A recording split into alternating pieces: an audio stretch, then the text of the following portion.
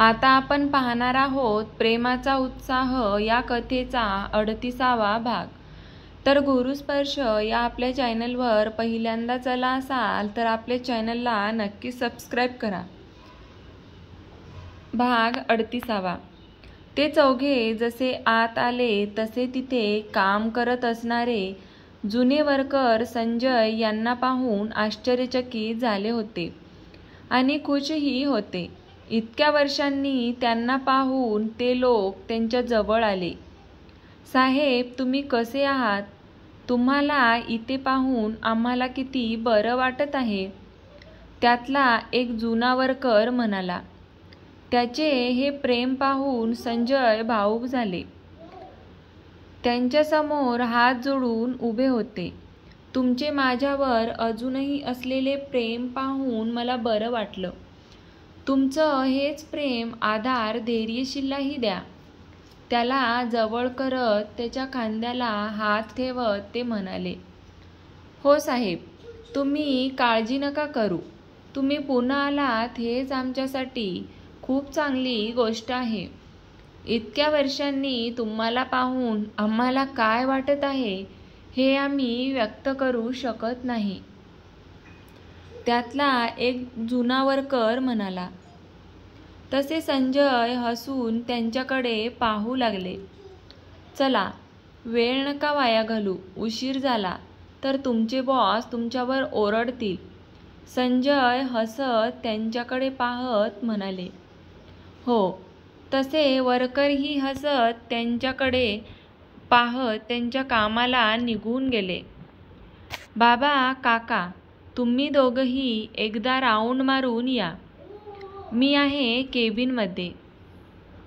Rocky, jack, चला, आपल्याला important बोलायचं आहे ना? धैर्यशील त्या दोघांकडे एक कटाक्ष टाकत म्हणाला। हो बॉस, दोघेही अडखळत बोलले। बरं, चालेल, आम्ही येतो एक राऊंड मारून, ते म्हणाले। शिवा, तूही जातोस की येतोस? केबिनमध्ये धैर्यशीलने शिवाला विचारलं। येतोय तुझ्याबरोबर। दोन भाऊ एकत्र जात आहे तर जाऊ दे, त्यांना उगाच मध्ये मध्ये नको। कित्येक वर्षांनी असे एकत्र जात आहेत, ते शिवा म्हणाला। हो, बरोबर बोललास। चल, आपण दोघे भाऊ केबिनकडे जाऊ, डोळे मिचकावत धैर्यशील हसत हसत म्हणाला। तसा शिवाही त्याचं बोलणं ऐकून हसला। दोघेही केबिनकडे निघून गेले।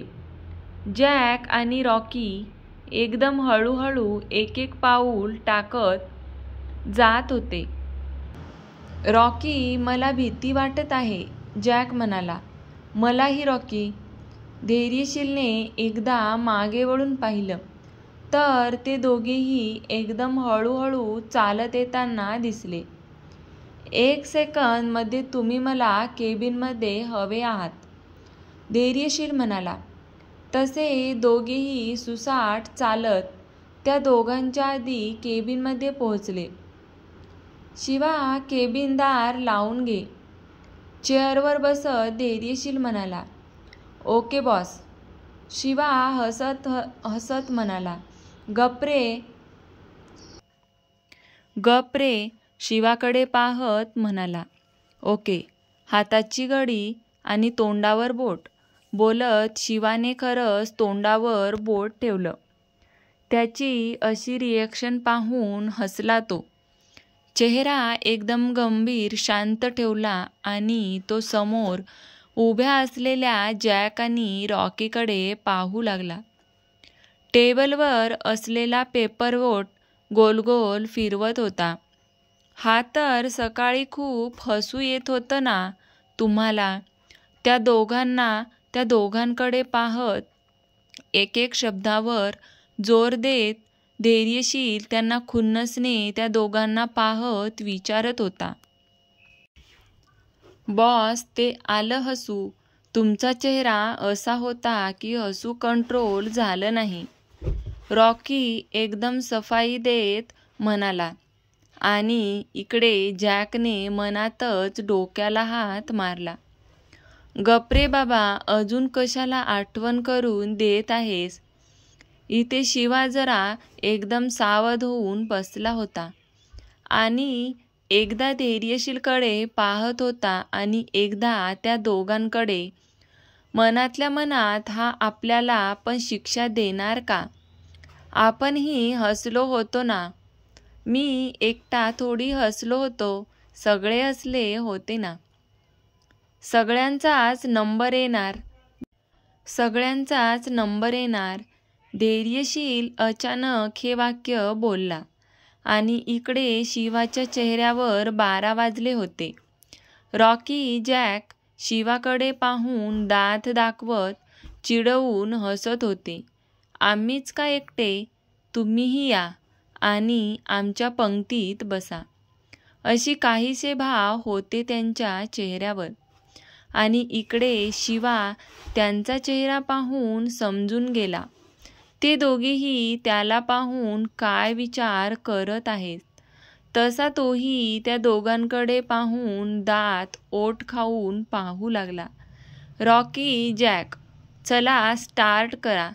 धैर्यशील फाईलमध्ये पाहत म्हणाला. काय बॉस? जॅकने विचारलं. तुम्हाला खरंच आठवतंय नाहीये का? मुद्दाम करत आहात. जेवढा वेळ तुम्ही घालवाल तेवढा वेळ पुढे वाढेल. त्याच्या बोलण्यात धमकीवजा सूचना होती. बिचारे ते दोघे एकदा शिवाकडे पाहत बिचारा चेहरा करून बघत होते. तुम्ही समजवा ना. धैर्यशील, मी काय म्हणतो? शिवा बोलतच होता की धैर्यशीलने एक जळजळीत कटाक्ष टाकत म्हणाला.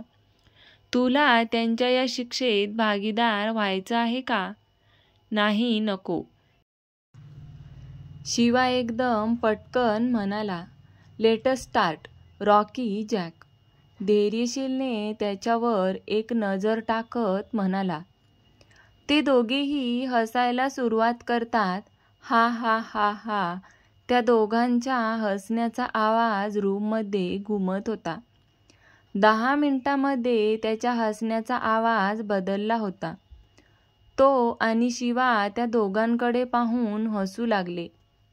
धैर्यशीलने रॉकी आणि जॅकला हसण्याची शिक्षा दिल्यानंतर सुरुवातीला ते दोघेही जोरजोरात हसायला लागले. 10 मिनिटांनंतर मात्र त्यांची हसण्याची गती कमी होऊ लागली आणि हसू वेगवेगळ्या प्रकारचं दिसायला लागलं. आई आई ग, अरे काय हे? शिवा पोट पकडून हसत धैर्यशीलकडे पाहू लागला. त्याची शिक्षा होती असं वाटतं. या दोघांना अशी शिक्षा करून आपल्यालाही आपोआप शिक्षा होते की काय?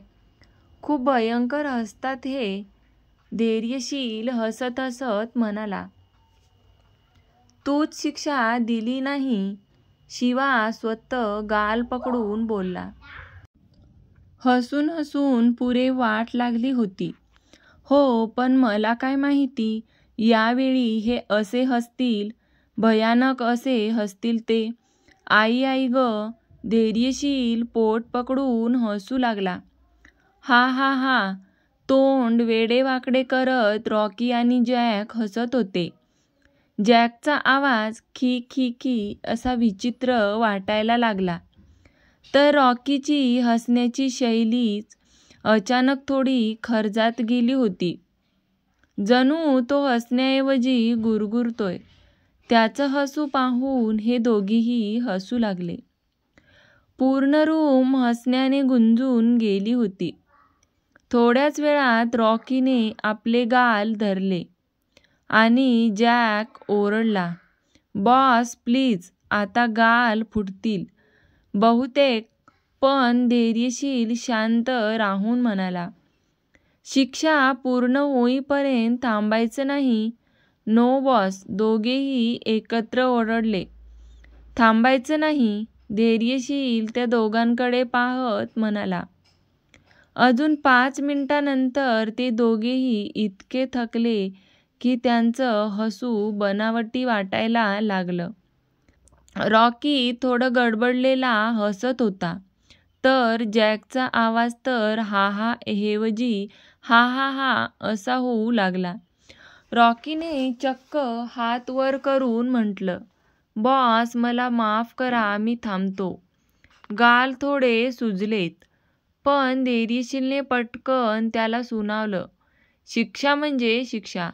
अजून 2 मिनिट." बॉस,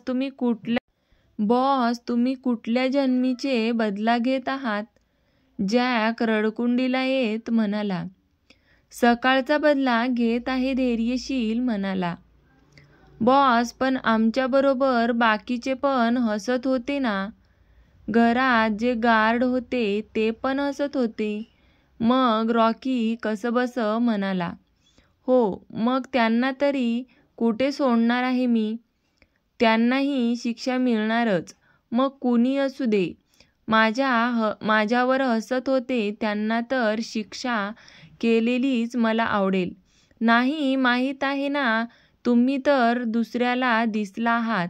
आता तर लक्षात ठेवा, पुन्हा माझ्यावर हसलात की तुम्हाला ही शिक्षा. तुमची ही शिक्षा फिक्स आहे." "बरं, सुरू करा आता," धैर्यशील मोबाईल पाहत म्हणाला. शेवटच्या क्षणी जॅक थेट जमिनीवर लोळायला लागला आणि हसताना म्हणाला, "आता हसणं सोडून रडायला लागेल." हे ऐकून रॉकीचं हसू आणखीन वाढलं आणि धैर्यशील स्वतःला हसण्यापासून थांबवू शकला नाही. शेवटी 20 मिनिटांचा वेळ पूर्ण झाला. धैर्यशीलने त्यांना थांबायला सांगितलं. रॉकी आणि जॅक दोघंही गाल चोळत म्हणाले, "बॉस, प्लीज, अशी शिक्षा पुन्हा कधीही नको." धैर्यशील मिश्किल हसत म्हणाला, "आता मस्ती केली तर अजून 15 मिनिटं हसावं लागेल." 20 ते 25 मिनिटे त्या दोघांना हसण्याची शिक्षा भेटली होती. "मगाशी बोललो आहे की ही शिक्षा तुमची फिक्स आहे." त्या दोघांचे हसू नंतर इतकं बिघडलं होतं की धैर्यशील आणि शिवा दोघेही खळखळून हसले होते. "बापरे, आज काही खरं नाही. माझेही गाल आता दुखायला लागले."